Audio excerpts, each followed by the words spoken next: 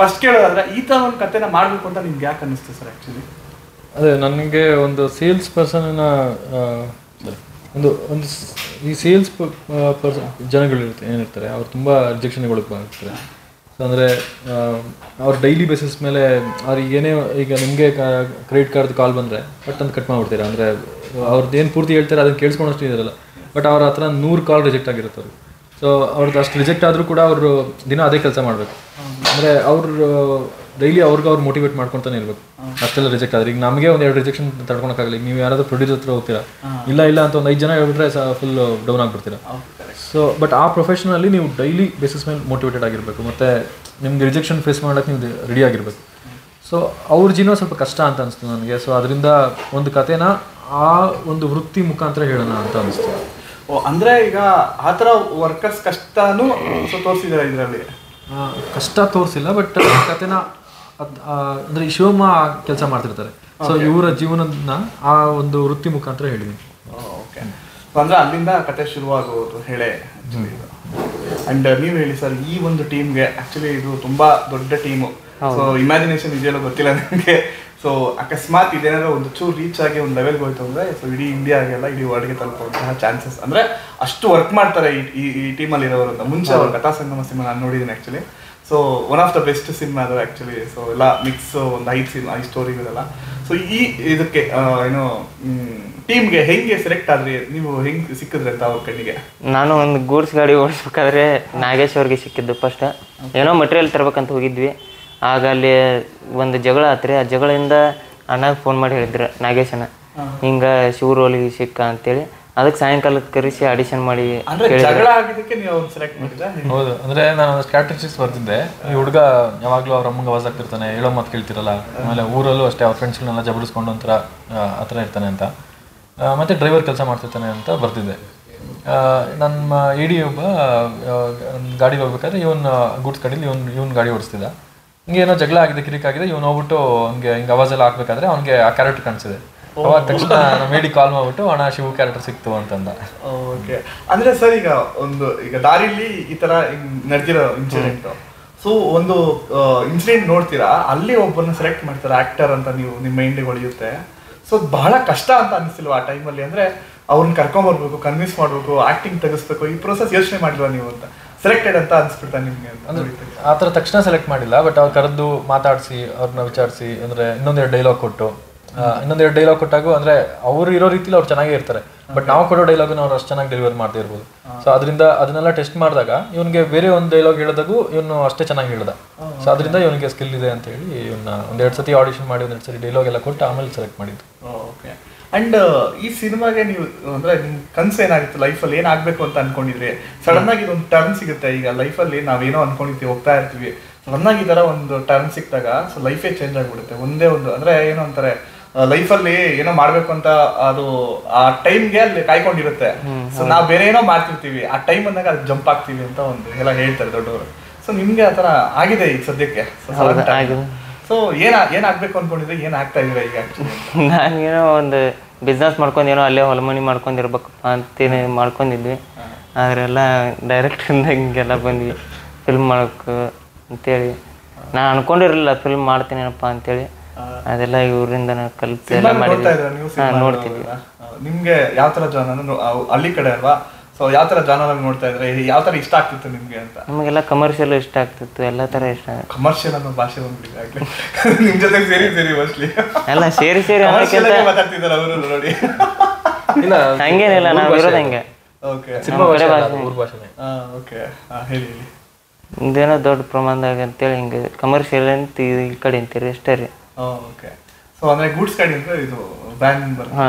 So ಆ ಥರ ಒಂದು ವರ್ಕ್ ಮಾಡಿಕೊಂಡು ಈಗ ಓಕೆ ಸರ್. ಇನ್ನು ಈ ಸಿನಿಮಾದಲ್ಲಿ ಶಿವಮ್ಮ ಅನ್ನೋ ಕ್ಯಾರೆಕ್ಟರ್ ಸಿಕ್ಕಾಪಟ್ಟೆ ಸ್ಟ್ರಾಂಗ್ ಆಗಿದೆ ಆ್ಯಕ್ಚುಲಿ. ಟ್ರೈಲರ್ ನೋಡಿದಾಗ ಅದು ಎದ್ದು ಕಾಣಿಸ್ತಾ ಇದೆ.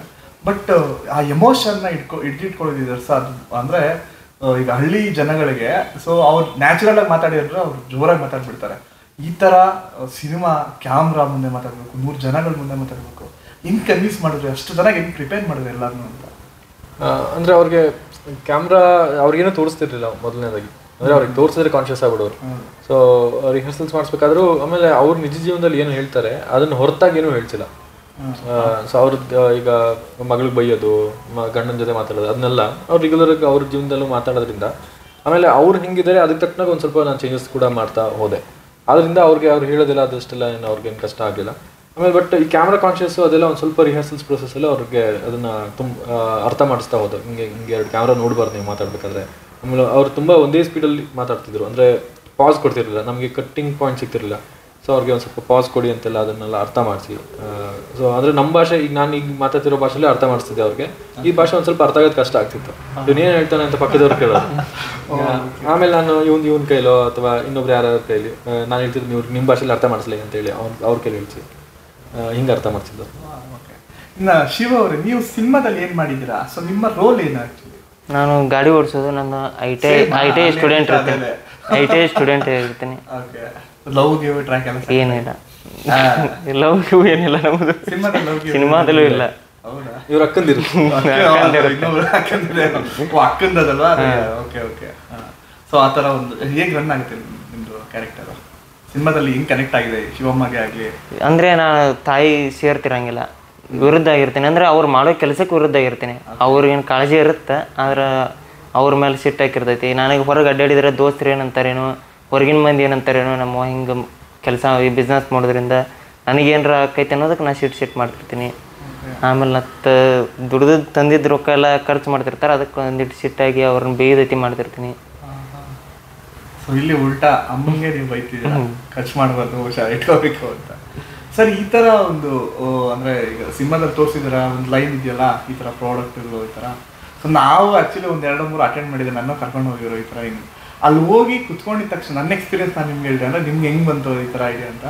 ಅಲ್ಲಿ ಕುತ್ಕೊಂಡಿದ ತಕ್ಷಣವೇ ಅವರ ಒಂದು ಮಾತಾಡೋ ಶೈಲಿಗೆ ನಾವು ಅಲ್ಲಿ ಬಿದ್ದೋಗ್ಬಿಡ್ತೀವಿ. ಇದೇನೋ ಪಕ್ಕ ಆಗಿರೋ ಇದು ಲೈಫಲ್ಲಿ ಸೆಟ್ಲ್ ಆಗಿಬಿಡ್ತೀವಿ, ಅಷ್ಟು ಚೆನ್ನಾಗಿ ಹೇಳ್ತಾರೆ ಅವರು. ಸೊ ಆಮೇಲೆ ಅಲ್ಲಿ ಅಂದರೆ ಅಲ್ಲಿಂದ ಏನಾದ್ರು ನಮಗೆ ಅನ್ನಿಸ್ತು ಅಂದರೆ ಹೋಗ್ಬಿಡೋದು ಅಲ್ಲಿಗೆ. ಸೊ ಹಂಗೆ ಕಂಟಿನ್ಯೂ ಆಗುತ್ತೆ. ಇಲ್ಲಪ್ಪ ಹೊರಗಡೆ ಬಂದ್ಮೇಲೆ ಇದಪ್ಪ ಬೇಡ, ಇದೇನೋ ಬೇರೆ ಥರ ನಮ್ಮ ಲೈಫ್ ಸೇಫು ಅಂತ ಅನ್ಕೊಬೋದು. ಬಟ್ ಈ ಥರ ಎಕ್ಸ್ಪೀರಿಯನ್ಸ್ ನಿಮ್ಗೆ ಆಗಿದೆಯಾ? ಸೊ ಈ ಥರ ಒಂದು ಸ್ಟೋರಿ ತರಕ್ಕೆ ನಿಮ್ಗೆಲ್ಲ ಆಗೇ ಇರಬೇಕು, ನೀವು ಹೋಗಿರ್ಬೇಕು, ಅಟೆಂಡ್ ಮಾಡಿರ್ಬೇಕು ಅಂತ ನನಗೆ. ಅಂದರೆ ನನಗೂ 3 ಜನ ಪಿಚ್ ಮಾಡಿದ್ರು. ಅಂದರೆ ಮತ್ತೆ ಅದು ಬೇರೆ ಬೇರೆ ಪ್ರಾಡಕ್ಟ್ಸ್, ಬೇರೆ ಬೇರೆ ಕಂಪ್ನಿ. ಅಂದರೆ ನಾನು PUC ಇದ್ದಾಗ ಒಂದ್ಸತಿ, ಇಂಜಿನಿಯರಿಂಗ್ಲಿದ್ದಾಗ ಒಂದ್ಸತಿ, ಆಮೇಲೆ ಇನ್ನೂ ಸುಮಾರು ವರ್ಷಗಳಾದ್ಮೇಲೆ ಒಂದ್ಸತಿ. ಅಂದರೆ 3 ಜನ ಬೇರೆ ಬೇರೆ ವರ್ಷಗಳಲ್ಲಿ ಪಿಚ್ ಮಾಡಿದ್ರು, ಬಟ್ ಬೇರೆ ಬೇರೆ ಪ್ರಾಡಕ್ಟ್. ಆಮೇಲೆ ಸುಮಾರು ಮೋಟಿವೇಶನಲ್ ಈವೆಂಟ್ಸ್ಗೆಲ್ಲ ಕರ್ಕೊಂಡು ಹೋಗಿದ್ರು ಅವರು. ಆ ಮೋಟಿವೇಶನಲ್ ಈವೆಂಟಲ್ಲಿ ನೀವು ಹೇಳ್ದಂಗೆ ಅವ್ರದ್ದು ಆ ಎನರ್ಜಿ, ಸ್ಪೀಚು ಮತ್ತು ಅವ್ರದ್ದು ಅರೇಂಜ್ಮೆಂಟ್ಸು, ಅಂದರೆ ಅವ್ರನ್ನ ಮೋಟಿವೇಟ್ ಮಾಡೋದು ಹೆಂಗೆ ಅಂತಂದರೆ, ಅವ್ರ ಮೈಕ್ ಮೇಲೆ ಅನೌನ್ಸ್ ಮಾಡಿದಾಗ ಇಲ್ಲಿಂದ ಯಾರಾದರೂ ಹೋಗ್ತಾರೆ ಮತ್ತು ಎಲ್ಲರೂ ಅವ್ರಿಗೆ ಹೂವಿಂದ ವೆಲ್ಕಮ್ ಮಾಡ್ತಾರೆ. ಸೊ ಅಂದರೆ ಸೊ ದಟ್ ಅವರು ಏನೋ ಜೀವನದಲ್ಲಿ ಅಚೀವ್ ಮಾಡ್ತಿದ್ವಿ ಅಂತ ಅವ್ರಿಗೆ ಫೀಲ್ ಆಗಬೇಕು ಅನ್ನೋದು, ಅದನ್ನ ಮಾಡ್ಸೋಕೆ ಆ ಥರ ಎಲ್ಲ ಮಾಡ್ತಾರೆ. ಸೊ ಅದೆಲ್ಲ ನಂಗೆ ತುಂಬ ಎಕ್ಸೈಟಿಂಗ್ ಅಂತ ಅನಿಸುತ್ತೆ. ಅಂದರೆ ಅವರ ಒಂದು ವ್ಯವಸ್ಥೆ ಅದೆಲ್ಲ. ಸೊ ಈ ವ್ಯವಸ್ಥೆದ ಕತೆ ಹೇಳಬೇಕು ಅಥವಾ ಅದ್ರದ್ದು ವಾಸ್ತವ ತೋರಿಸ್ಬೇಕು ಅಂತ ಅನಿಸಿ ನನಗೆ. ಈ ಥರ ಸಿನಿಮಾದಲ್ಲಿ ಇಟ್ಟಿದ್ದೀರಾ ಕೆಲವೊಂದು? ಹೌದು, ಟ್ರೈಲರಲ್ಲೇ ಇದೆಯಲ್ಲ, trailer I will do it. Okay okay, nice. Actually ಒಳ್ಳೆ ಕಾನ್ಸೆಪ್ಟ್. ಆ್ಯಕ್ಚುಲಿ ಇದು ನಮಗೂ ಭಾಳ ಇಷ್ಟ ಆಯಿತು ಕಾನ್ಸೆಪ್ಟು. ಇದೊಂದು ಸಿನಿಮಾದಲ್ಲಿ ನೋಡೋ ಒಂಥರ ಮಜಾ ಇರುತ್ತೆ ಆ್ಯಕ್ಚುಲಿ. ಆ್ಯಂಡ್ ಈಗ ಕಥೆಯ ವಿಚಾರದ ಆಯಿತು, ಈ ಪ್ರೊಡಕ್ಷನ್ ಹೌಸ್ ವಿಚಾರಕ್ಕೆ ಬರೋದಾದರೆ ರಿಷಬ್ ಶೆಟ್ಟಿ ಅವರಿಗೆ ಕನ್ವಿನ್ಸ್ ಮಾಡೋದು ಬಹಳ ಕಷ್ಟ ಅಂತ ನಮ್ಗೆ ಗೊತ್ತಿದೆ. ಅಂದರೆ ಈಗ ಅವರೇ ಮೊನ್ನೆನೂ ಹೇಳಿದ್ರು, ನಿನ್ನೆ ಪ್ರೆಸ್ ಮೀಟಲ್ಲಿ, ಅಂದರೆ ನನ್ನ ಮನೆ ಹತ್ರ ಬಂದು ಪೇಜರ್ಗಟ್ಟಲೆ ಸ್ಟೋರಿ ತಗೊಬಂದು ಕೊಟ್ಟು ನಾನು ಹಂಗೆ ಮಾಡಿದ್ದೀನಿ, ನನಗೆಲ್ಲ ಒಪ್ಪಲ್ಲ, ನನಗೆ ಒಂದು ಆಡಿಷನ್ ಮಾಡ್ತೀನಿ, ಅದು ಬಂದ್ಬಿಟ್ಟು ಕುತ್ಕೊಂಡ್ಬೇಕು, ಬರೀಬೇಕು, ಅವಾಗ ನನಗೆ ಒಪ್ಪಿಗೆ ಆಗಬೇಕು. ಇದು ಅವರ ಒಂದು ಪ್ರೋಸೆಸ್ಸು. ನೆಕ್ಸ್ಟ್ ಡೈರೆಕ್ಷನ್ ಮಾಡ್ಬೋದು. ಈ ಥರ ಪ್ರೊಸೆಸ್ಸಲ್ಲಿ ತುಂಬ ಡೈರೆಕ್ಷನ್ ಅವರು ಒಬ್ಬೊಬ್ಬರೇ ಬರ್ತಾ ಇದ್ದಾರೆ ಡೈರೆಕ್ಷನಿಂದ. ಅವ್ರು ಲಾಸ್ಟ್ ಇಯರ್ 2-3 ಸಿನಿಮಾ ಬಂತು, ಈ ವರ್ಷ ಲಾಸ್ಟ್ ಇಯರ್ ಸೇರಿಸಿ. ಸೊ ಈಗ ನಿಮ್ಮದು ಶಿವಮ್ಮ ತುಂಬ ಎಕ್ಸ್ಪೆಕ್ಟೇಷನ್ ಇಟ್ಕೊಂಡು ಬರ್ತಾ ಇದೆ. ಸೊ ನಿಮ್ಮ ಮತ್ತು ಅವರ ಕನೆಕ್ಟಿವಿಟಿ ಹೆಂಗೆ, ಬ್ರಿಡ್ಜ್ ಹೆಂಗಾಯಿತು ಅಂತ ಕನೆಕ್ಟ್ ಆಯಿತು ಅಂತ? ಅಂದರೆ ನಾನು IT ಕೆಲಸ ಮಾಡ್ತಾ ಒಂದು ಶಾರ್ಟ್ ಫಿಲ್ಮ್ ಮಾಡಿದ್ದೆ. ಆ ಶಾರ್ಟ್ ಫಿಲ್ಮ್ನ ಒಂದು short film ಫೆಸ್ಟಿವಲಿಗೆ ಕಳಿಸಿದೆ, Vijaya Karnataka short film ಫೆಸ್ಟಿವಲಲ್ಲಿ. ಅಲ್ಲಿ ಅವರು ಜ್ಯೂರಿ ಆಗಿದ್ದರು. ಸೊ ಅವ್ರಿಗೆ ಅಲ್ಲಿ ಆ ಸಿನಿಮಾ ತುಂಬ ಇಷ್ಟ ಆಗಿತ್ತು. ಸೊ ಅಲ್ಲಿ ನನಗೆ ಓಕೆ ಇವನು ಕತೆ ಹೇಳಬಲ್ಲ ಅಂತ ಅನಿಸಿತ್ತು. ಅವರು ನನಗೆ ಕಥಾ ಸಂಗಮದಲ್ಲಿ ಚಾನ್ಸ್ ಕೊಟ್ಟರು. ಕಥಾ ಸಂಗಮದಲ್ಲಿ ಒಂದು ಸ್ಲಾಟಿಗೆ ಖಾಲಿ ಇದೆ, ನೀನು ಡೈರೆಕ್ಟ್ ಮಾಡ್ತೀಯ ಅಂದರು. ನಾನು 2 ದಿನದಲ್ಲಿ ಒಂದು ಕತೆ ಬರ್ಕೊಂಡು ಹೋಗಿ ಅವ್ರು ಪಿಚ್ ಮಾಡಿದೆ, ರಚ್ಚವ ಕತೆ. ಸೊ ಆಮೇಲೆ ಅವ್ರಿಗೆ ಅದು ಇಷ್ಟ ಆಯಿತು. ಮತ್ತು ಅದನ್ನು ಸಿನಿಮಾ ರಿಲೀಸ್ ಆದಮೇಲೆ ಬಂದಂಥ ರೆಸ್ಪಾನ್ಸ್ ಮೇಲೂ ಅವ್ರಿಗೂ ನನ್ನ ಮೇಲೆ ನಂಬಿಕೆ ಬಂತು, ಮತ್ತು ನನಗೂ ನನ್ನ ಮೇಲೆ ನಂಬಿಕೆ ಬಂತು, ಓಕೆ ನಾನು ಕತೆ ಹೇಳಬಲ್ಲೆ ಅಂತ. ಸೊ ಅಲ್ಲಿಂದ ನಮ್ಮ ಒಡನಾಟ ಸ್ಟಾರ್ಟ್ ಆಗಿತ್ತು. ಸೊ ನಾನು ಅವ್ರ ಆಫೀಸಲ್ಲೇ ಹೇಳ್ತಿದ್ದೆ, ಅವ್ರದ್ದು ಅವಾಗ ಸರ್ಕಾರಿ ನಡೀತಿತ್ತು. ಅದಾದಮೇಲೆ ಅಂದರೆ ಬೆಲ್ ಬಾಟಮು, ಹರಿಕತೆ ಆ ಟೈಮಲ್ಲೆಲ್ಲ ಅಂದರೆ ಅವ್ರದ್ದು ಅಪ್ಡೇಟ್ಸ್ ತುಂಬ ಸಿಗ್ತಾಯಿತ್ತು. ಮತ್ತು ಅವಾಗವಾಗ ಭೇಟಿ ಆಗೋದೆಲ್ಲ ಮಾಡ್ತಿದ್ದೆ, ಇನ್ಕ್ಲೂಡಿಂಗ್ ಅಂದರೆ ಕಾಂತಾರ ಸೆಟ್ಗೂ ಒಂದ್ಸತಿ ಹೋಗಿ ಬಂದಿದ್ದೆ. ಸೊ ಆ ಥರ. ಸೊ ಅಲ್ಲಿಂದ ಒಡನಾಟ ಸ್ಟಾರ್ಟ್ ಆಗಿದ್ದು. ಮತ್ತು ಈ ಲೈನ್ ಹೇಳಿದೆ ನನಗೆ, ಸರ್ ಇದ್ರದ್ದೊಂದು ನೆಟ್ವರ್ಕ್ ಮಾರ್ಕೆಟಿಂಗ್ ಬಗ್ಗೆ ಒಂದು ಸಿನಿಮಾ ಮಾಡಬೇಕು, ಸೇಲ್ಸ್ ಬಗ್ಗೆ ಅಂತಂದಾಗ ಅವ್ರಿಗೆ ಇದ್ರ ಮೇಲೆ ಯಾವುದೂ ಸಿನಿಮಾ ಮಾಡಿಲ್ಲ, ಯಾರು ಸಿನಿಮಾ ಮಾಡಿಲ್ಲ, ಚೆನ್ನಾಗಿರಪ್ಪ ಮಾಡಿದ್ರೆ ಅಂತ ಅಂದ್ಬಿಟ್ಟು ಅವರು ಬೆಂತಟ್ಟಿ ಡೆವಲಪ್ ಮಾಡ್ಕೊಂಬ ಅಂತ ಹೇಳಿ ಕಳ್ಸಿದ್ರು. ಸರ್ ಅಂದರೆ ಈಗ ಕಾಂತಾರ ರಿಲೀಸ್ ಆಗೋಕ್ಕೆ ಮುಂಚೆನೇ ರೆಡಿ ಆಗಿತ್ತಾ? ಹೌದು. ಅಂದರೆ ಶೂಟ್ ಆಲ್ಮೋಸ್ಟ್ ಕಾಂತಾರ ಶೂಟ್ ಆಗಬೇಕಾದ್ರೆ ನಮ್ಮದು ಶೂಟ್ ಆಗ್ತಾಯಿತ್ತು. ಸೇಮ್ ಶೂಟ್ ಆಗ್ತಾ ಇತ್ತು. ಓಕೆ. ಬಟ್ ತುಂಬ ಡಿಲೇ ಆಯಿತು. ಬಟ್ ಮೊನ್ನೆ ಹೇಳಿದ್ರು ಫೆಸ್ಟಿವಲ್ ಅದು ಇದು ಕಳಿಸ್ಬೇಕು ಅಂತ. ಬಟ್ ಈ ಥರ ಸಿನಿಮಾಗಳನ್ನ ಅವಾಗ ರಿಲೀಸ್ ಮಾಡಿದರೆ, ಅಂದರೆ ಕಾಂತಾರ ರಿಲೀಸ್ ಆಗಿತ್ತಲ್ಲ, ಆಸುಪಾಸಲ್ಲಿ ರಿಲೀಸ್ ಮಾಡಿದ್ರೆ ಇನ್ನೂ ಬೂಮ್ ಆಗಿರೋದ ಅಂತ ನನ್ನೊಂದು ಆಡಿಯನ್ಸ್ ಪಾಯಿಂಟ್ ಆಫ್ ವ್ಯೂ. ಇಲ್ಲ, ಅದು ಈ ಥರದ ಸಿನಿಮಾಗಳಿಗೆ ಏನಾಗುತ್ತೆ ಅಂದರೆ, ಎಸ್ಪೆಷಲಿ ನಾವು ಫೆಸ್ಟಿವಲ್ಸಿಗೆ ಕಳಿಸ್ಬೇಕು ಅಂತ ಒಂದು ಯೋಚನೆ ಮಾಡಿದಾಗ ಫೆಸ್ಟಿವಲ್ಸ್ ಅವರೆಲ್ಲ ವರ್ಲ್ಡ್ ಪ್ರೀಮಿಯರ್ ಅಂತ ಕೇಳ್ತಾರೆ. ಈಗ ನಿಮ್ಮ ಇಂಟರ್ವ್ಯೂಗೆ ಇದು ಎಕ್ಸ್ಕ್ಲೂಸಿವ್ ಇಂಟರ್ವ್ಯೂಸಲ್ಲಿ ಎಕ್ಸ್ಕ್ಲೂಸಿವಿಟಿ ಅಂತ ಇರುತ್ತಲ್ಲ, ಈಗ ಎಲ್ರಿಗೂ ಕೊಟ್ಟ ಥರ ನಿಮಗೂ ಕೊಟ್ಬಿಟ್ರೆ ಅದರಲ್ಲಿ ನಿಮ್ಮ ಸ್ಪೆಷಾಲಿಟಿ ಇರಲ್ಲ. ಸೊ ಆ ಥರ ಫೆಸ್ಟಿವಲ್ಸ್ ಅವರು ಕೂಡ ಈ ಸಿನಿಮಾನ ಫಸ್ಟ್ ನಮಗೆ ಕೊಡಬೇಕು ಅನ್ನೋ ಥರ ಇರುತ್ತೆ. ಅದರಿಂದ ನಾವು ವರ್ಲ್ಡ್ ಪ್ರೀಮಿಯರ್ ಮಾಡಬೇಕು ಅಂತಂದರೆ ನಾವು ಕಾಯ್ಕೊಂಡಿರ್ಬೇಕು. ಈಗ ಬೂಸಾನ್ ಅವ್ರಿಗೆ ಕೊಡಬೇಕು ಅಂತಂದರೆ ನಾವು ಬೇರೆ ಎಲ್ಲೂ ಕೊಡಬಾರ್ದು ಫಸ್ಟ್ ಫಿಲ್ಮ್. ಸೊ ಬೂಸಾನಲ್ಲಿ ವರ್ಲ್ಡ್ ಪ್ರೀಮಿಯರ್ ಆದಮೇಲೆ ಕಾಂಟಿನೆಂಟ್ ಪ್ರೀಮಿಯರ್ ಅಂತ ಇರುತ್ತೆ. ಅಂದರೆ ಈಗ ಬೂಸಾನ್ ಬಂದು ಏಷ್ಯಾ ಕಾಂಟಿನೆಂಟಲ್ಲಿ ಬರುತ್ತೆ. ಯುರೋಪ್ ಕಾಂಟಿನೆಂಟ್ ಅವರು ನಮಗೆ ಕಾಂಟಿನೆಂಟ್ ಪ್ರೀಮಿಯರ್ ಮಾಡಿ ಅಂತ, ಅಂದರೆ ಫಸ್ಟ್ ಯುರೋಪ್ ಪ್ರೀಮಿಯರ್ ಮಾಡಿ ಅಂತ, ಅಂದರೆ ಬೇರೆ ಯಾವುದು ಫೆಸ್ಟಿವಲ್ ಕೊಡ್ಬಾರ. ಬಟ್ ಯುರೋಪ್ ಪ್ರೀಮಿಯರ್ ಮಾಡೋಕ್ಕೆ ಆ ಫೆಸ್ಟಿವಲ್ ಆಗೋವರೆಗೂ ಕಾಯಬೇಕು. ಸೊ ಬೂಸಾನ್ ಅಕ್ಟೋಬರಲ್ಲಾದರೆ ಮುಂದಿನ ವರ್ಷ ಒಂದು 6 ತಿಂಗಳಲ್ಲಿ ಯುರೋಪ್ದು ಇರುತ್ತೆ. ಸೊ ಅಲ್ಲಿವರೆಗೂ ನಾನು ಕಾಯ್ಕೊಂಡಿರ್ಬೇಕು. ಆಮೇಲೆ ಇಂಡಿಯನ್ ಪ್ರೀಮಿಯರ್ ಮಾಡೋಕ್ಕೂ ನಾನು ಇನ್ನೊಂದು ವರ್ಷ ಕಾಯಬೇಕಾಗಿತ್ತು. ಸೊ ಹಾಗಾಗಿ ನಾನು ಫಸ್ಟ್ ಫಿಲ್ಮ್ ಬಜಾರ್ ಅಂತ ಅದಕ್ಕೆ ಕಳಿಸಿದೆ. ಇಂಡಿಯಾದಲ್ಲಿ ಫಿಲ್ಮ್ ಬಜಾರ್ ಅಂತ ಒಂದು ಆಗುತ್ತೆ, ಅಲ್ಲಿ ಸೆಲೆಕ್ಟ್ ಮಾಡ್ತಾರೆ. ಅದಕ್ಕೆ ಕಳ್ಸೋಕ್ಕೆ 1 ವರ್ಷ ಕಾಯ್ದು, ಅದಾದಮೇಲೆ ವರ್ಲ್ಡ್ ಪ್ರೀಮಿಯರಿಗೆ 1 ವರ್ಷ ಕಾಯ್ದು, ಅದಾದಮೇಲೆ ಇಂಡಿಯನ್ ಪ್ರೀಮಿಯರಿಗೆ 1 ವರ್ಷ ಕಾಯ್ದು. ಸೊ ಆ ಥರ 3 ವರ್ಷ ಕಾಯ್ದು ಆದಮೇಲೆ ಅದು ಕರ್ನಾಟಕ ಪ್ರೀಮಿಯರ್ ಆಗ್ಬಿಟ್ಟು ಇವಾಗ ರಿಲೀಸ್ ಆಗ್ತಾ ಇದೆ. ಈ ಪ್ರೊಸೆಸ್ ಎಲ್ಲ ಹೌದು, ಟೈಮ್ ತೊಗೊಂಡಿತ್ತು. ಆ್ಯಂಡ್ ನಿಮಗೆ ಈಗ ಒಂದು ಸೀರಿಯಸ್ ಪ್ರಶ್ನೆ, ಸೊ ಅರ್ಥ ಮಾಡ್ಕೊಳ್ಳಿ ಏನಂದರೆ ನಿನ್ನೆ ಒಂದು ಪ್ರಶ್ನೆ ಕೇಳಿದ್ರು ರಿಪೋರ್ಟರ್ ರಿಷಬ್ ಶೆಟ್ಟಿ ಸರ್ಗೆ. ಈ ಥರ ಈಗ ಒಂದು ಹಳ್ಳಿ ಜನಗಳನ್ನು ಈಗ ಸಿನಿಮಾ ಮಾಡ್ತಾ ಇದ್ದೀರಾ, ಅವ್ರಿಗೆ ಏನೂ ಗೊತ್ತಿಲ್ಲ, ಪಾಪ ಮುಗ್ಧರು. ಸೊ ದಿನಗೂಲಿ ಅಂದರೆ ದಿನಕ್ಕಿಷ್ಟು ಅಂತ, ಇವಾಗ ನಾವು ಅದೇ ಥರನೇ ಮಾಡ್ತಿರೋದು. ಬಟ್ ಹಳ್ಳಿಲಿ ಇರ್ಬೇಕಾದ್ರೆ ಅದು ಬೇರೆ ಲೈಫ್ ಇರುತ್ತೆ. ಸೊ ತುಂಬ ಕಷ್ಟಪಟ್ಕೊಂಡು ದಿನ ಎಲ್ಲ ಕೆಲಸ ಮಾಡಿಕೊಂಡು ಅದು ಬಂದಿರೋ ದುಡ್ಡನ್ನ ಸೊ ಜೀವನ ನಡೆಸಬೇಕಾಗಿರುತ್ತೆ. ಈ ಥರ ಈ ಪ್ರೋಸೆಸ್ಸಲ್ಲಿ ಸಡನ್ನಾಗಿ ನಿಮಗೆ ಸಿನಿಮಾ ಅಂತ ಬರುತ್ತೆ. ಓಕೆ, ನಿಮಗೆ ಅಲ್ಲ ಈಗ ಆ ಥರ ಆರ್ಟಿಸ್ಟ್ಗಳು ಬಂದಾಗ, ಸೊ ಮುಂದೆ ವಾಟ್ ನೆಕ್ಸ್ಟ್ ಅಂತ ಬಂದಾಗ ಒಂದೊಂದ್ಸರಿ ಅವ್ರು ತುಂಬ ಭೂಮಿಗೆ ಹೋಗ್ಬೋದು, ಇಲ್ಲಾಂದರೆ ಚಾನ್ಸ್ಗಳು ಕಾಯ್ಕೊಂಡು ಕುತ್ಕೊಬೋದು. ಸೊ ಆ ಥರ ಸಿಗುತ್ತಾ ಅಂತ ವೆಯ್ಟ್ ಮಾಡ್ಬೋದು. ಬಟ್ ಈ ಕಡೆ ಒಂದು ಕಡೆ ಜೀವನ ನೀಡಬೇಕಾಗಿರುತ್ತೆ. ಈ ಥರ ಎಲ್ಲ ಕಷ್ಟಗಳಿರುತ್ತೆ. ಬಟ್ ನಿಮಗೆ ಈ ಒಂದು ಕ್ಷಣದಲ್ಲಿ ಏನು ಮುಂದೆ ಅಂದರೆ ವಾಟ್ ನೆಕ್ಸ್ಟ್ ಅಂತ ಮೈಂಡ್ ಆಲ್ರೆಡಿ ಫಿಕ್ಸ್ ಆಗಿದೆಯಾ? ಈ ಥರ ಮಾಡ್ಬೇಕು ನಾನು ಏನೋ ಒಂದು ಅಂದರೆ ನಾನು ಹೋಗ್ತಾ ಇರೋ ವೇನ ಯಾವುದೇ ಕಾರಣಕ್ಕೆ ಚೇಂಜ್ ಮಾಡಬಾರ್ದು, ಪ್ರಾಬ್ಲಮ್ ಆಗಬಾರ್ದು, ಈ ಥರ ಏನೋ ಮೈಂಡ್ ಸೆಟ್ ಯೋಚನೆ ಮಾಡಿದ್ದೀರಾ? ಅಂದ್ರೆ ನಾನು ಈಗ ಇದನ್ನೇ ಊರಾಗ ಏನಾರ ಮಾಡ್ಬೇಕಂತ ಮಾಡೀನಿ ರೀ. ಆದ್ರೆ ಇದು ಚಾನ್ಸ್ ಸಿಕ್ಕರೆ ಹೋಗ್ತೇನೆ ಅಂತೀನಿ ರೀ. ಆದ್ರೆ ಉಳಿದಿದ್ದೆಲ್ಲ ಊರಾಗ ಮಾಡ್ಬೇಕು ಅನ್ನೋದು ಭಾಳ ಐತಿ. ಸೂಪರ್. ಒಂದೇ ಲೆವೆಲ್ ಆನ್ಸರ್ ಮಾಡ್ಬಿಟ್ಟು ಅಂದರೆ ಊರಲ್ಲಿ ಮಾಡಿಕೊಂಡು ಸಿಕ್ಕಿದ್ರೆ ಆಕ್ಟಿವ್ ಮಾಡ್ತೀರಾ? ನೈಸ್. ಓಕೆ, ಈ ಮೈಂಡ್ ಸೆಟ್ ಆ್ಯಕ್ಚುಲಿ ಇರಬೇಕು ಎಲ್ಲರಿಗೂ. ಸೊ ಇವನೊಂದು ಆ್ಯಡ್ ಫಿಲಮ್ ಅನ್ನು ಆಕ್ಟ್ ಮಾಡಿದ್ದೇನೆ. ಯಾವುದು? ಇನ್ಸೈಡ್ IAS ಅಂತ ಒಂದು ಆ್ಯಡ್ ಅಲ್ಲಿ ಇವನು ಆಕ್ಟ್ ಮಾಡಿದ. ಆಲ್ರೆಡಿ ಆಕ್ಟ್ ಮಾಡಿದ್ರ ಒಂದು? ಹೌದು, ಮಾಡೋದು ರಿಲೀಸ್ ಇದು ಫಿಲ್ಮ್ ಆದ್ಮೇಲೆ ಮಾಡಿದ್ದು.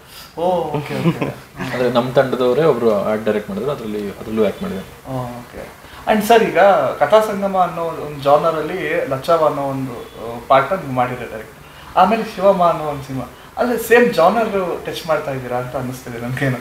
ಸೊ ಹೆಂಗೆ ಇದೇ ಥರ ಕಂಟಿನ್ಯೂ ಆಗುತ್ತಾ ನಿಮ್ಮ ಜರ್ನಿ? ಹೇಗೆ? ಇಲ್ಲ, ಅಂದರೆ ಆ ಕತೆಗೆ ಅದು ಹೆಣ್ಮಕ್ಳ ಮುಖಾಂತರ ಹೇಳಿದ್ರೂ ಚೆನ್ನಾಗಿರುತ್ತೆ ಅಂತ ಅನಿಸುತ್ತೆ. ಅದು ಅಂದರೆ ಒಬ್ಳು ಅಮ್ಮ ಕಳೆದೋಗೋದಿದೆಯಲ್ಲ, ಸೊ ಅದಕ್ಕೆ ಅಮ್ಮನೇ ಬೇಕು. ಆಮೇಲೆ ಇದು ಕೂಡ ನನಗೆ ಈ ಸೇಲ್ಸು ಇದನ್ನೆಲ್ಲ ನನಗೆ ಒಂದು ಅಮ್ಮನ ವಯಸ್ಸವ್ರ ಮುಖಾಂತರ ಹೇಳಿದ್ರೆ ಚೆನ್ನಾಗಿರುತ್ತೆ ಅಂತ ಅನಿಸ್ತು. ಬಟ್ ನಾನು ಅದೇ ಆಲ್ರೆಡಿ 2 ಸಿನಿಮಾ ಆಗಿದೆ. ನಾನು ಮುಂದೆ ಬೇರೆ ಬೇರೆ ಥರದ ಸಿನಿಮಾಗಳು ಮಾಡಿ. ಬಟ್ ಪ್ರಮೋಷನ್ ಈ ಥರ ಡೈರೆಕ್ಟರ್ ನಮ್ಮ ಕನ್ನಡ ಎಷ್ಟು ಬೇಕು, ಈ ಥರ ಸಿನಿಮಾ ಮಾಡೋದೇ ಇಲ್ಲ ಅಂತ ಅಂದ್ಬಿಟ್ರಲ್ಲ? ಹೌದು, ಬಟ್ ಈ ಥರ ಸಿನಿಮಾ ಮಾಡ್ಕೊಂಡು ಸರ್ವೇ ಆಗೋದು ಕಷ್ಟ ಇದೆ. Okay. So and already safer ಝೋನಲ್ಲಿ ಇದ್ದಾರೆ ಅಂತ ಶೆಟ್ರು ಅವರು ಹೇಳ್ತಿದ್ರು. ಸೊ ಈಗ ಪ್ರಮೋಷನ್ ಅನ್ನೋ ವಿಷಯ ಬಂದಾಗ ಒಂದು ಪುಷಪ್ ಪ್ರಮೋಷನ್ ಮಾಡ್ತಾ ಇದ್ದೀರಾ, ಆ್ಯಂಡ್ ಅವ್ರನ್ನ ಬಳಸ್ಕೊತಾ ಇರೋದು ಇನ್ನೂ ಆ್ಯಕ್ಚುಲಿ ಅವ್ರೊಂದು ಕ್ಯಾಮ್ರಾ ಫಿಯರ್ ಹೋಗ್ತಾ ಇದೆ. ಸೊ ಹೆಂಗಿದೆ ಒಂದು ಅಟ್ಮಾಸ್ಫಿಯರ್ ಹೆಂಗಿದೆ ಈಗ? ಫುಲ್ ಟೀಮ್ ಕೋಆಪರೇಷನ್ ಎಲ್ಲ? ಹೌದು, ಅಂದರೆ ಪ್ರಮೋಷನ್ ನಮ್ಗೆ ತುಂಬ ಕಡಿಮೆ ಟೈಮ್ ಇರೋದ್ರಿಂದ, 14 ದಿನ ಇರೋದ್ರಿಂದ ಲೈಕ್ ಪ್ರತಿ ದಿನ ಒಂದೊಂದೊಂದೆಲ್ಲ ಒಂದು ಆ್ಯಕ್ಟಿವಿಟೀಸ್ ಮಾಡ್ತಾನೆ ಇದ್ವಿ. ಸೊ ಪ್ರಮೋಷನ್ ತುಂಬ ಏನೋ ವರ್ಡ್ ಸಿಗ್ತಿಲ್ಲ, ಬಟ್ ಜೋರಾಗಿ ನಡೀತಿದೆ ಪ್ರಮೋಷನ್. ಅಂದರೆ ಈಗ ಅವರೆಲ್ಲ ಹಳ್ಳಿ ಜನ ಅಲ್ವಾ ಸರ್, ಅಲ್ಲಿ ಕೆಲಸಗಳು ನಿಲ್ಬಾರ್ದು. ಸೊ ಅವರು ಊರವರೆಲ್ಲ ಸಪೋರ್ಟಿವ್ ಆಗಿದಾರ, ಹೇಗಿದೆ ಅವ್ರ ಮನಸ್ಥಿತಿಗಳೆಲ್ಲ ಹೇಗಿದೆ? ಅದೇ ಶಿವಮ್ಮ ಅವ್ರು ಇವಾಗ ಯೂಶಲಿ ಅಂದ್ರೆ ಅವ್ರಿಗೆ ಅವ್ರ ಹತ್ರ ದನ ಇದ್ದಾಗ ಅವ್ರ ಹಾಲು ನಿಂತಿದ್ರು. ಬಟ್ ಅವ್ರ ಆಕ್ಟಿಂಗ್ ಅಂತ ಬಂದಾಗ ಅವ್ರ ಗಂಡ ಅವ್ರಿಗೆ ಹೆಲ್ಪ್ ಮಾಡೋರು. ಸೊ ಅವರೇ ಹಾಲು ಹಿಂಡಿ ಎಷ್ಟೊಂದ್ ಸತಿ ಅವ್ರ ಕೆಲಸ ಅವರೇ ಮಾಡ್ಕೊಂಡು ಪಾಪ ಹೆಂಡತಿನ ಆಕ್ಟಿಂಗ್ ಅಲ್ಲಿ ಕಳ್ಸ್ಕೊಡೋರು. ಆ ಥರ ತುಂಬಾ ಸಪೋರ್ಟಿವ್ ಆಗಿದ್ರು ಅವರು. ಸೊ ಅದರಿಂದನೇ ಈಗಲೂ ಕೂಡ ಅವ್ರನ್ನ ಒಂದು ವಾರ ಬೇಕಾದ್ರೆ ಇನ್ನೂ ಇದ್ದು ಪ್ರಮೋಷನ್ ಮಾಡ್ಕೊಂಬಾ ಅಂತ ಹೇಳ್ತಾರೆ. ಇನ್ನೂ ಇಲ್ಲೇ ಪ್ರಮೋಷನ್ ಮಾಡ್ಕೊಂಡು ಆರಾಮಾಗಿ ಬಾ ಅಂತ. ಅಂದ್ರೆ ಅವ್ರ ಕೆಲಸ ಅವರೇ ನೋಡ್ಕೊಂಡು ಅಂದ್ರೆ ಹೆಂಡತಿಗೆ ತುಂಬಾ ಸಪೋರ್ಟ್ ಮಾಡ್ತಾರೆ ಅವರು. ಸೂಪರ್. ಆಕ್ಚುಲಿ ಅದು ವೆರಿ ಗುಡ್ ಥಿಂಗ್. ಅದು ಆಕ್ಚುಲಿ ಅವರೇ ಅಲ್ಲಿ ಕೆಲಸ ಮಾಡ್ಕೊಂಡು ಸೊ ಇವ್ರನ್ನ ಸಿನಿಮಾ ಮಾಡಿ ಅದು ಈಗಿನ ಈ ವಯಸ್ಸಲ್ಲಿ ಅವ್ರನ್ನ ಸೊ ಕಳ್ಸಿದ್ರೆ ಆಕ್ಚುಲಿ ಗ್ರೇಟ್ ಥಿಂಗ್. ಅದು ಯೂಶಲಿ ಹಳ್ಳಿ ಕಡೆ ಕಳ್ಸಲ್ಲ. ಅದ್ರಲ್ಲೂ ನಮ್ಮ ಹೆಣ್ಮಕ್ಳು ನಾವು ಎಷ್ಟೊಂದ್ ಸತಿ ರಿಜೆಕ್ಷನ್ ಫೇಸ್ ಮಾಡಿದ್ವಿ. ಅಂದ್ರೆ ಬೇರೆಯವ್ರ ಮನೇಲೆಲ್ಲ ಅವ್ರು ತುಂಬಾ ಚೆನ್ನಾಗಿ ಆಕ್ಟ್ ಮಾಡ್ತಿದ್ರು, ನಮ್ಗೆ ಒಪ್ಪಿಗೆ ಆಗಿದ್ರು ಅವ್ರು ಗಂಡಿರ್ ಕಳ್ಸಿರಲಿಲ್ಲ. ಬಟ್ ಇವ್ರ ಗಂಡ ತುಂಬಾ ಸಪೋರ್ಟಿವ್ ಆಗಿದ್ದಾರೆ, ಇವ್ರು ಕಳ್ಸಿಕೊಟ್ರು. ಚೆನ್ನಪ್ಪ ಚೆಟ್ಟಿ ಅಂತ ಅವ್ರ ಹೆಸರು. Okay. And sir what next sir? Next ಇನ್ನೊಂದು ಸಿನಿಮಾ ಮಾಡ್ತೀನಿ, ಅದು ಬೇರೆ ಇದು ರಿಲೀಸ್ ಆದ ತಕ್ಷಣ ಕಂಪ್ಲೀಟ್ಲಿ ಬೇರೆ. ಅಂಡ್ ನಿಮ್ದು ಈಗ ಸಿನಿಮಾ ರಿಲೀಸ್ ಆಗ್ತಾ ಇದೆ, ಸೊ ಮೈಂಡ್ ಅಲ್ಲಿ ಏನ್ ನೋಡ್ತಾ ಇದೆ ಸದ್ಯಕ್ಕೆ?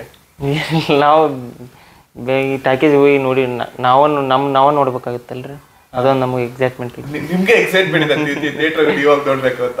ನೈಸ್. ಡಬ್ಲಿ ಏನೋ ಹೊಡಿತಾ ಇದ್ದೀರಾ ಹೇಗೆ? ಯಾರು ಲವರ್ಗೆ ಏನಿಲ್ರಿ, ನಿಜ ಹೇಳ್ರಿ, ಪರವಾಗಿಲ್ಲ ಏನಿಲ್ರಿ, ನಿಜ ಹೇಳಕ್ಕೆ ಅದನ್ನ ಇಟ್ಕೊಂತೀವಿ. ಆಲ್ ದಿ ಬೆಸ್ಟ್ ನಿಮ್ಗೆ. ಸೊ ನಾವು ಸಿನಿಮಾ ನೋಡಕ್ಕೆ ಆಕ್ಚುಲಿ ತುಂಬಾ ಎಕ್ಸೈಟ್ಮೆಂಟ್ ಆಗಿದ್ದೇವೆ. ಬಿಕಾಸ್ ಈ ತರ ಒಂದು ಜಾನರ್ ಅಪರೂಪ ಆಕ್ಚುಲಿ ಇಂಡಸ್ಟ್ರಿಗೆ ಬರೋದು. ಸೊ ಒಳ್ಳೇದಾಗ್ತದೆ ಸರ್ ನಿಮ್ಗೆ ಶಿವಮ್ಮ. Thank you. ಸೊ ಕೊನೆದಾಗ ಅವ್ರ ಹೆಸರು ಕೇಳ್ಬೇಕಾಯ್ತು ನಾನು. ಲಾಸ್ಟ್ ಕ್ವಶನ್, ಈ ಅಂದ್ರೆ ಇದು ಯಾರ ಐಡಿಯಾ ಅಂತ? ಯಾಕಂದ್ರೆ ರಿಷಬ್ ಶೆಟ್ಟಿ ಅವರು ಊರನ್ನು ತುಂಬಾ ಹೈಲೈಟ್ ಮಾಡ್ತಾರೆ ಇತ್ತೀಚೆಗೆ. ಅಂದ್ರೆ ನಾವು ಅವ್ರ ಜೊತೆಗೆ ನಮ್ಮ ಜನ ಜೊತೆಗೆ ಊರು ಬರ್ಬೇಕು, ಹೆಸರು ಬರ್ಬೇಕು ಊರಿಗೆ ಅಂತ. ಸೊ ಯಾರ ಐಡಿಯಾ ಅದು ಅಂತ? ಅಂದ್ರೆ ಅದು ಫಸ್ಟ್ ಸಿನಿಮಾ ಹೆಸರು ಶಿವಮ್ಮ ಅಂತಾನೆ ಇದ್ದಿದ್ದು. ಬಟ್ ಊರ ಹೆಸರು ಶ್ರೀರಂಜನಾಳ ಅಂತ ನಾವು ಶೂಟ್ ಮಾಡಿದ್ದು. ಊರ ಹೆಸರು ರಿಯಲ್ ಆಗಿ ಶ್ರೀರಂಜನಾಳ ಅಂತ. ಅದು ಐಡಿಯಾ ಅಂತಂದ್ರೆ ಶಿವಮ್ಮ ಬೇರೆ ಒಬ್ರು ಯಾರು ರಿಜಿಸ್ಟರ್ ಮಾಡಿಸ್ಬಿಟ್ಟಿದ್ರು ಟೈಟಲ್. ಸೊ ಅದರಿಂದ ನಾವು ಬೇರೆ ಏನಾದ್ರು ಅಡಿಷನಲ್ ಆಗಿ ಆಡ್ ಮಾಡ್ಬೇಕಾಗಿತ್ತು. ಸೊ ನಾವು ಊರ ಹೆಸರನ್ನ ಆಡ್ ಮಾಡಿ ನೋಡಿ, ಕೆರಾಡಿ ತರ ಇದು ಹೈಲೈಟ್ ಆಗುತ್ತೆ ನೋಡಿ next. Thank you sir, all the best ನಿಮಗೆ. ಸೊ ಇನ್ನೇನು 14th ರಿಲೀಸ್ ಆಗ್ತಾ ಇದೆ, ಸೊ ಒಳ್ಳೇದಾಗ್ಲಿ. ಸೊ ನಾವು ಫಸ್ಟ್ ಶೋ ಸೊ ಕಾಯ್ತಾ ಇದೀವಿ ನೋಡಕ್ಕೆ. ನಿಮ್ಗೂ ಕೂಡ ಆಲ್ ದಿ ಬೆಸ್ಟ್. ಈ ತರ ನಿಮ್ಗೆ ಚಾನ್ಸ್ ಸಿಗ್ಲಿ, ದೊಡ್ಡ ಸಿನಿಮಾ ಹೀರೋ ಆಗ್ಬಿಡಿ. Thank you and all the best sir.